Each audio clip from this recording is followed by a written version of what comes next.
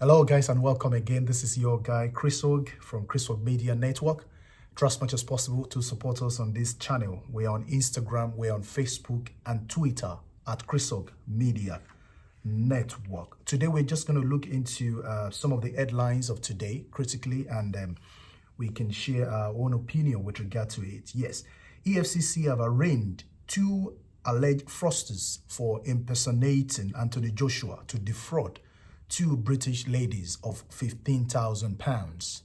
Right, these people has been actually arrested by the EFCC. They were accused of allegedly sending electronic messages to two ladies and defrauding them of the sum of £10,000 and £5,491 respectively. That was in 2019.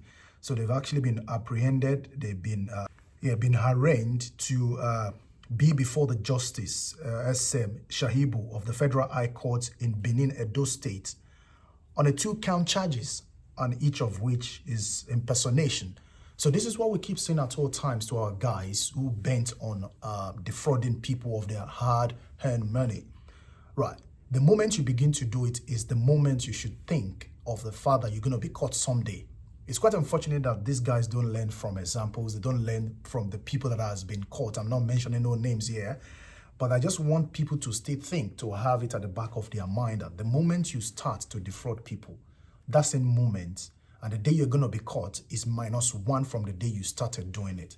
So these guys have been presented. They actually defrauded two British ladies of 15,000, 10,000, and £5,491 respectively, in total making over £15,000 they've defrauded this lady. So we thank the EFCC for this job well done to have apprehended these people.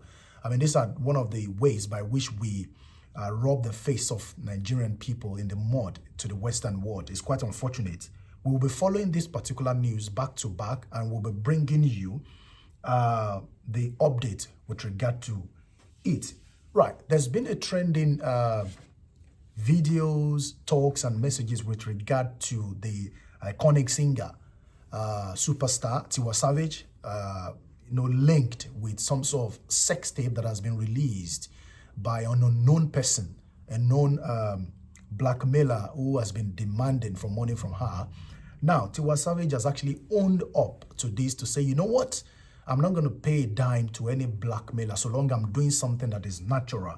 She actually said the video was accidentally posted on a Snapchat by a lover who deleted it after he realized his error, but it had already been downloaded by the stalker. So question has been going around back and forth that why would your lover make such a mistake? Why would he have the intention of putting such a video on a Snapchat? Why did he have the Snapchat, the video, first of all? Because if you don't take a particular video, there's no way it will go on the Snapchat. You must have recorded the video before you can put it on Snapchat. So people have been throwing messages, comments, allegations here and there at the lover, the said lover, that he is a co-accomplice of the crime, of the incident. She said further that she disclosed the leak was not from anyone working close to her, but from someone who downloaded it from the Snapchat. So there has also been some talks with regard the fact that maybe people working with her are responsible for the leakage of the video. But she's actually said that this is nothing to do with people that has been working with her, that the video was actually mistakenly placed on Snapchat.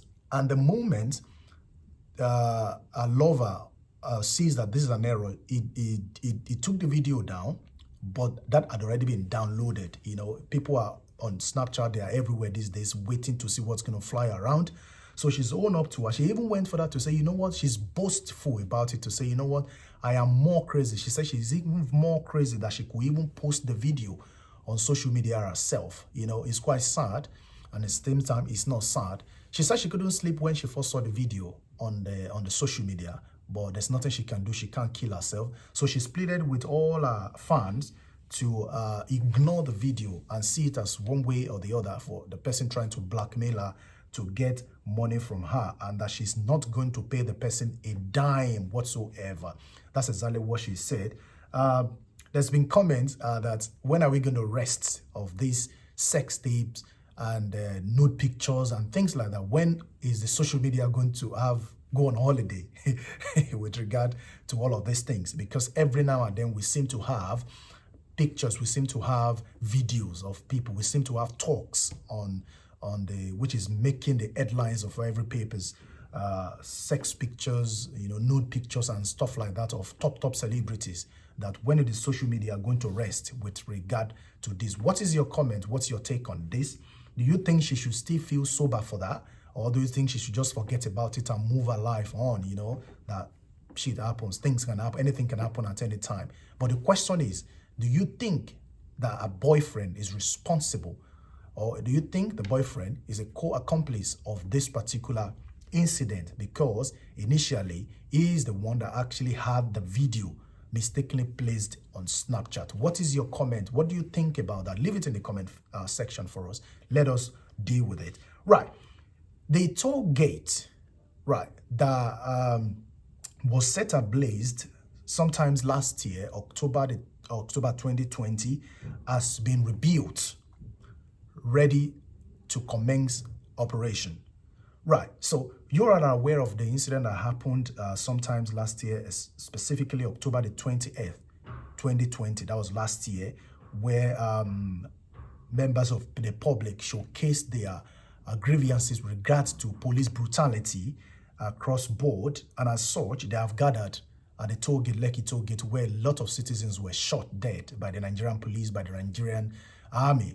We all are aware of the incident. Now, the same tollgate has now been completed, right? So, and on the 6th of February, 2021, the judiciary panel inquiries and restitution set up by the state government to investigate cases of brutality and human rights violations committed by the operative of the dissolved Special Anti-Robbery Squad gave the LCC permission to reopen the toll gates. So the permission was actually being given to them, to the LLC. LLC is the company managing the toll gates. We don't know who owns the company, but if you know it, please research for us and leave it in the comment section for us. Right, so they've been given the permission to kind of reopen after the bridge, after the toll gate have been refurbished, have been cleaned up, has been put in a good state for it to start operations. Right, so that has sparkled the outrage among youths at the toll gate, and the toll gate have remained closed despite the permission to reopen. So despite the permission that has been given to them to reopen after the completion of the toll gate, people have still raised eyebrow. There's still tension to say, what about the people that were killed during this, about this time last year? What about the lives that were lost? What about the people that were shot to death? The people that were killed and been taken away by the Nigerian soldiers? What happened to them? Has any commemoration been made about them? Has their parents, the family members been visited to say, we are sorry for this loss. We are sorry for your loss. Has anything been done to commemorate, to remember these people that died during this particular incident? Unfortunately, nothing of such has been done.